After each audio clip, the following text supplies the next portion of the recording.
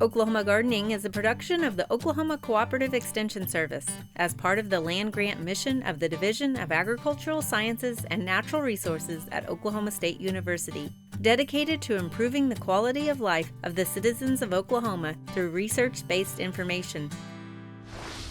Underwriting assistance for our program is provided by the Oklahoma Department of Agriculture, Food, and Forestry, helping to keep Oklahoma green and growing. The gardening season isn't over yet. Today on Oklahoma Gardening, we'll learn how to make the best bouquets. Then we'll also see how to preserve our summer flowers for other purposes. I'll share with you something that's been pestering us around the garden. And finally, it's not too late to start your fall garden.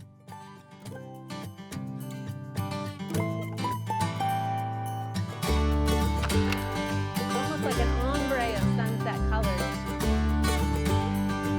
Not the flowers, right?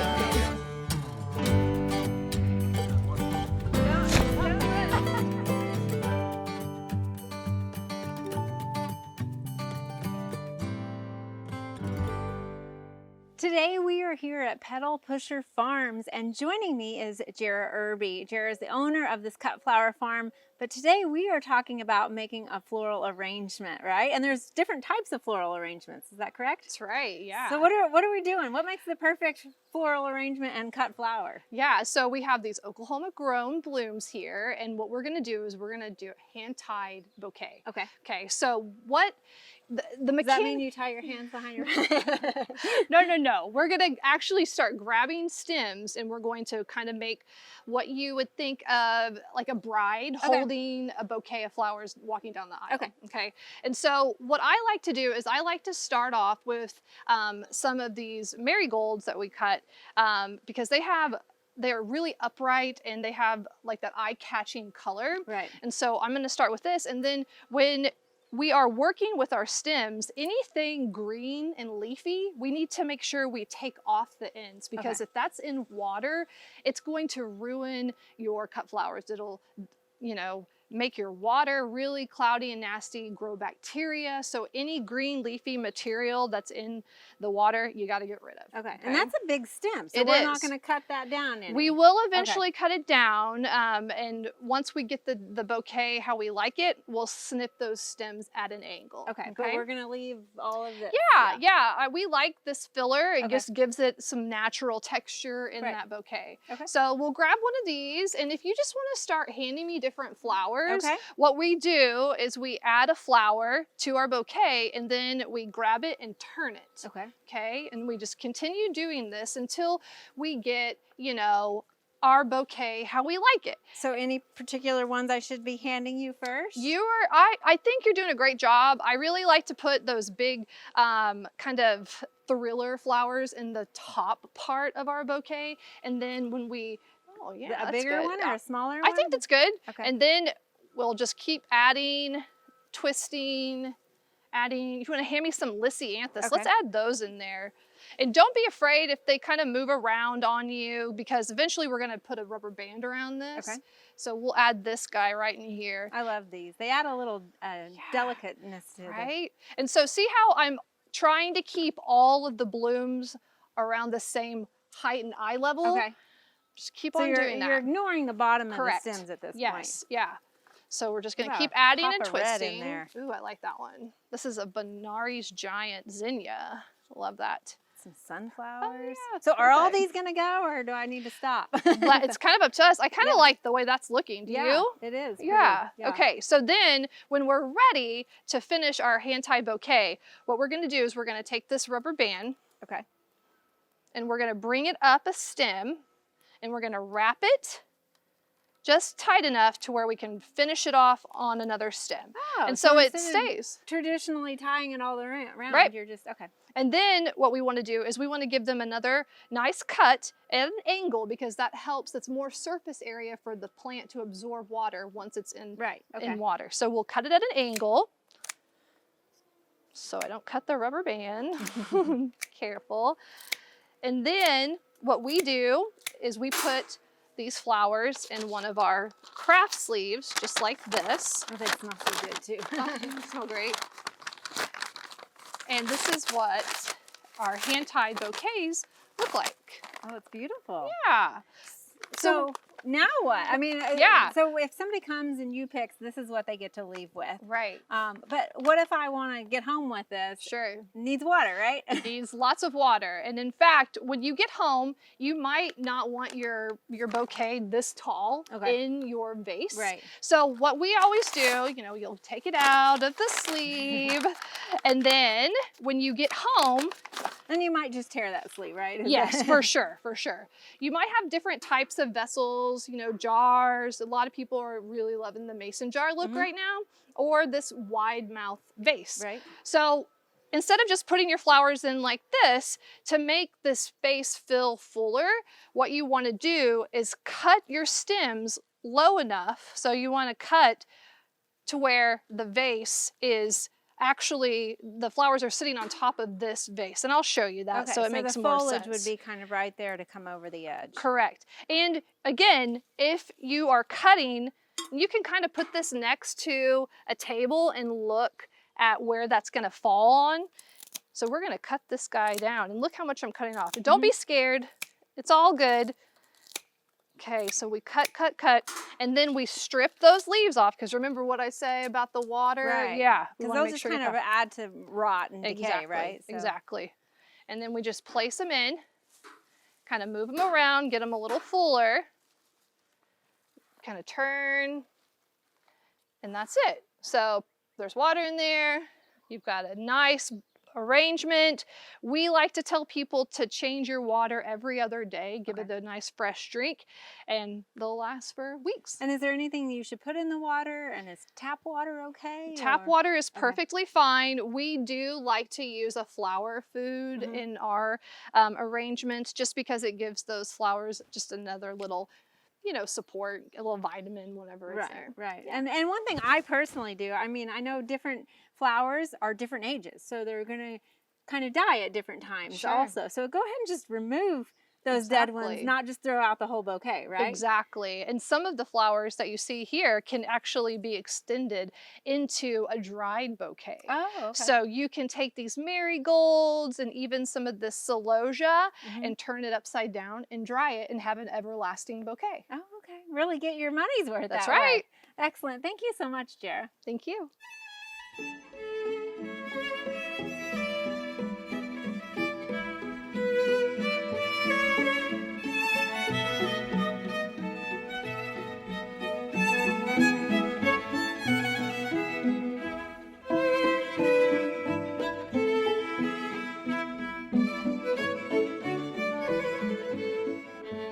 Summer is the best time to be out in the garden enjoying your plants.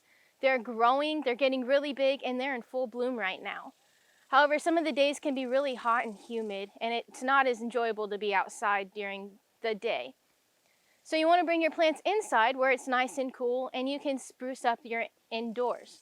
So you could bring in a vase of cut flowers so you get the enjoyment of your blooms inside, but those won't last you very long. Pressed flowers, on the other hand, will be able to last all year long. Pressing plants was first used by early explorers to identify different plants that they came across and for scientific study. I remember in my high school botany class, one of our assignments was to gather a bunch of different leaves from trees so we can make a little book and identify the trees that were in our area. Another reason that you want to maybe press your plants is to have a book of what plants you have in your garden. So you can press the different flowers and write down in your little book that you've made what cultivars and varieties you have, so you don't get them confused from year to year. It's not just for identification, it's not just for learning your different plants. You can also use them for arts and crafts. So we're going to start with pressing our flowers now. Whenever you pick out a book, you want to make sure to use an older book so you don't ruin any pages of your new books. You could possibly end up with some moldy mildew pages if you use flowers that have a bunch of moisture in them, but that's not necessarily the case. All my other pages are absolutely fine from some of the other flowers. Picking your flowers early in the morning after the dew's already dried off of them, or in the evening whenever it starts to cool off, is the best time to ensure that your flowers are fresh and have the least amount of moisture on them. If you choose a flower that has more succulent type leaves or retain a lot of moisture, it could result in this moldy spot in your book, and they won't press as well, they won't retain their color. And so we'll start choosing our flowers. So whenever you do this, you want to make sure how you lay them in there is the way that you want your flowers to look in the end. So I don't need all this extra stem, so I'm going to go ahead and cut off the extra part, get it as flat as I possibly can, and then I'm just going to place it in there face down. So I'm starting with the back of the book so that way I can keep pressure on the plants I've already placed in the pages as I continue to fill up the book. So I'm going to add a few extra flowers in there. So as you can see, these petunias can lay different ways. Some of these other petunias that I already have pressed some are just flatter and others are more folded up. And that's just the way that I laid them in the book originally to be pressed. So you don't want to overlap your flowers or your petals or anything, just so that way they don't stick to each other.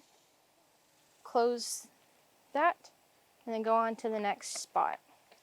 So you want to make sure to keep pressure on your book as you're initially pressing your flowers. I like to put a sticky note on there with the date that I put the flowers in the book, just that way I know how long that they need to be inside of the book. You want to make sure to place your book in a spot that has a lot of air circulation, so that way your flowers have the easy ability to dry out any kind of moisture. It helps the paper towels bring out the moisture of the flowers and leaves. And I like to put more heavy objects on top of the book just to make sure that it's weighed down well enough. So once you have your flowers pressed, you want to keep them in the book for about 2 weeks at the minimum. So at 2 weeks, they'll just about be ready to pull out and use for crafts. I like to leave them in there longer if I can. The longer they stay in the book, the more that they'll be solidified in the color that you see, and they'll hold that shape a little bit better the longer that they're drying. So once you have your dried flowers, you are able to start on any kind of projects. There are so many different things that you can do. You can put them in picture frames. One of my favorite, it's really simple, is you can put them inside of these self-laminating sheets. And so I like to make little bookmarks out of them and give them to people as gifts. And something else you could do is these actually work really well in different size frames. So they make these sheets in different sizes. And you can put them into picture frames and hang them up on your wall. You can put a backing. You can put some paper inside of this. I'd use a plain colored paper so that way the flowers really stand out. Another option is using some kind of epoxy resin to preserve your flowers. So my favorite project that I've done so far with this is using this coaster mold. This is just a silicone mold that I bought on the internet. It takes a few days for this to actually solidify. I use this mold and put my flowers in there, and you want to make sure to follow the directions on the epoxy resin so that way you have it completely done right and it'll set up perfectly for you. And you can pull those out and begin using them. You can also use whatever kind of molds you want. For these little flowers, I just found some molds at the store, and you can just put your flower in there with some resin and you get all kinds of cool shapes. And then also these ones, they're also some of my favorites just because it gives it a 3D look. This is a great project to do if you want to get out of the heat and be indoors. You can press them now and save them for later for the winter time if you want to do any projects then. With a little bit of patience and time, you'll be swimming in pressed flower art.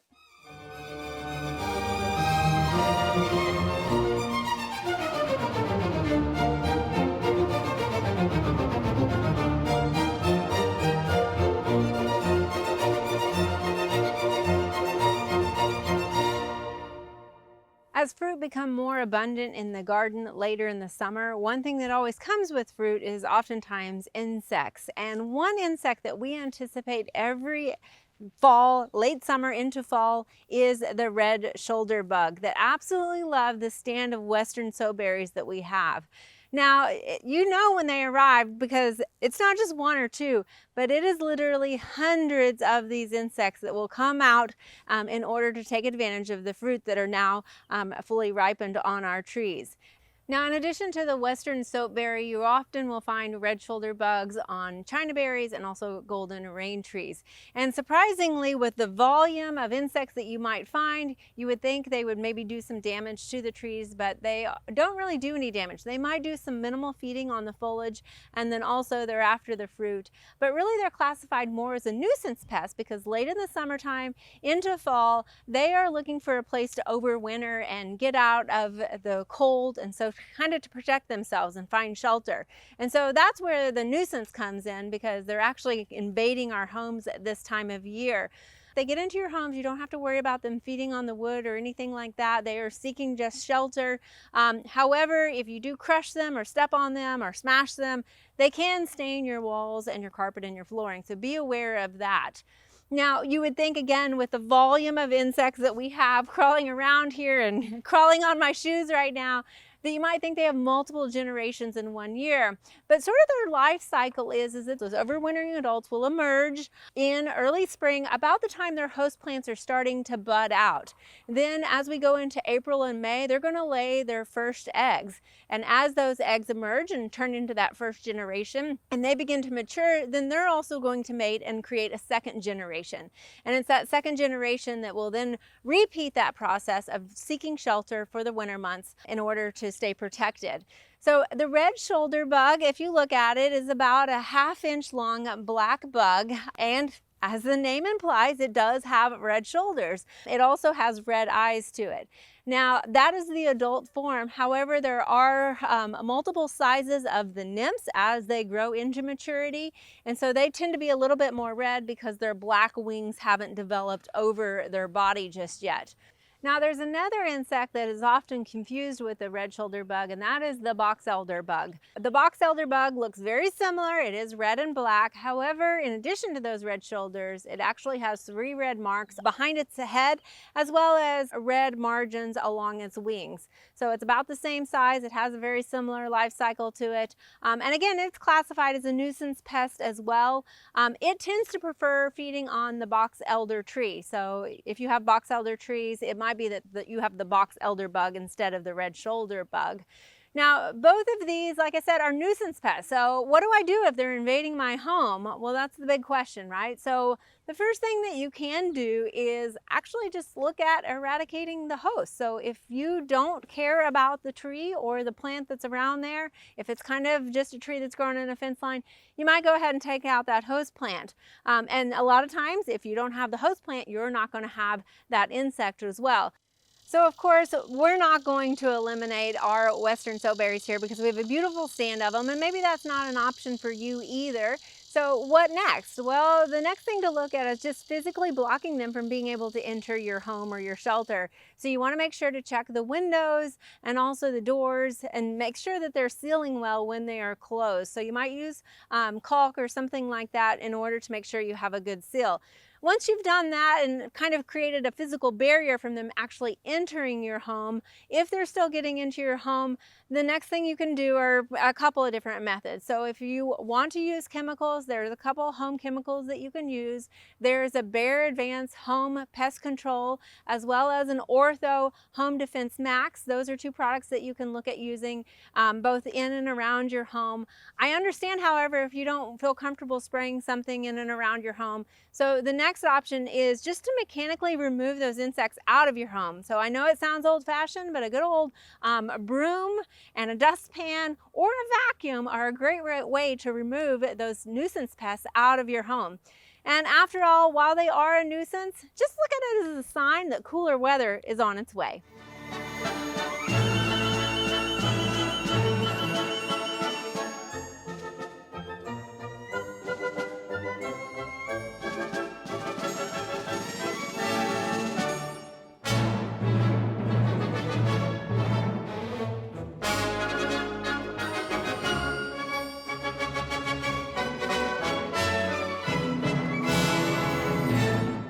Well, we've survived another gardening season, but gardening doesn't have to come to an end just yet. In fact, you're probably still getting a lot of peppers and tomatoes off of some of your warm season crops.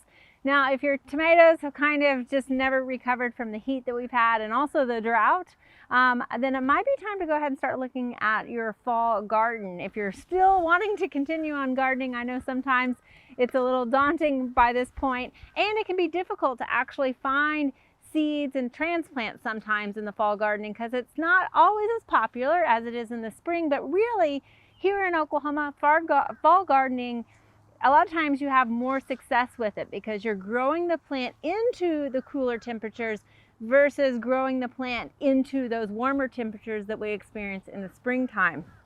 Now, there's two ways to go about fall gardening. So you can either start with seeds, which is a nice option because you can get a whole array of plants, especially if you get online to some of the reputable seed companies. You can really select what it is you're wanting to find. Or you can start with transplants. And transplants, like what we see here, are a nice option because this allows us to kind of get a head start on those plants. Of course, you could grow your own transplants as well if you wanted to. And this time of year, it can kind of be tricky because we can still have days that are in the 90s, but we also can have days that are in the 70s. But the most important thing is usually our nights are starting to cool off, which is the important part for our fall garden. So what we're going to do, I've got some different plants here. Depending on what it is that you're wanting to plant, depends kind of on when you need to plant them. Now, broccoli is one of the longer plants it takes to actually produce something on it. It takes about 100 days. So if you're wanting to grow broccoli at this point, you might want to think about putting it somewhere where you can put a low tunnel over it, some sort of protection, just in case we get one of those really cold nights coming in, or perhaps in a hoop house. In fact, we have some broccoli transplants down here that I think we will end up growing in some smart pots that we can then pull into our hoop house. Now out here, what I've got here is some cabbage, and I'm going to put about 5 cabbage plants in our potager garden here that we have in our backyard garden. Cabbage is going to produce in about anywhere depending 60 to 80 days, and so it's a little bit sooner. That's the nice thing about a lot of your roots and your leaf crops is they're going to produce a little bit sooner because we're not necessarily after a fruit or the flower, which takes longer to actually be produced by the plant. So I'm going to plant some cabbage in here, and also I'm going to then seed some red leaf lettuce, so we just kind of have that contrast of red and green growing here in our potager garden because we're trying to make it aesthetically pretty as well. Now, the other thing, if you're new to fall gardening, like you can grow carrots and you can grow radishes, and those are some of the easiest fall garden crops to grow from seed. In fact, radishes, you can start those within a month. You will have radishes to harvest. So that's the exciting thing, especially if you have young kids or something. They're really fun. They'll be ready for you in about 20 days. So these transplants can be very shallowly rooted, so you want to be gentle when you're pulling them out. In fact, it's better to really kind of tip the pot over and tap that container in order to get your transplant out. So you can see we've got some good healthy white roots in there. I'm going to start out just by planting one of these. It's kind of tricky with these boxwood in here, but planting one in the center here. And then I'm going to probably do another one here and another one here. So I'm going to kind of make this crisscross of cabbage, and then I'm going to seed some leaf lettuce in between here. So we'll start out. You can see we've got our bed already prepped because we've pulled out our tomatoes. At this point, we're starting to kind of really flop over and cover up our boxwood potager hedge that we have here. And so we pulled our tomatoes, and we're going to go ahead and start with our cabbage now. So we've got our center point. Add another one. Cabbage you want to plant about 6 to 8 inches apart so that it can form that head on it. So if you've never tried fall gardening, it's not too late to get out into your garden and plant some seeds or transplants.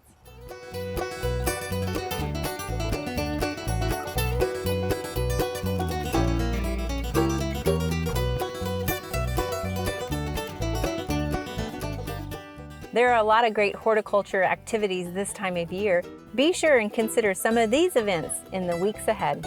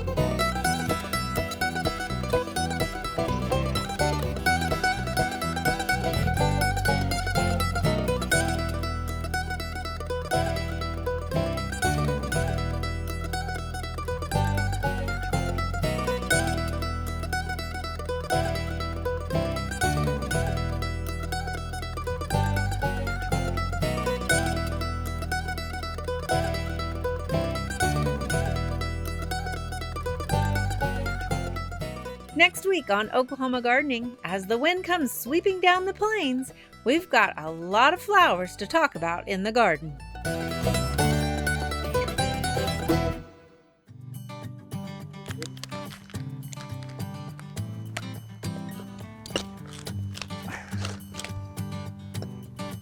I don't know.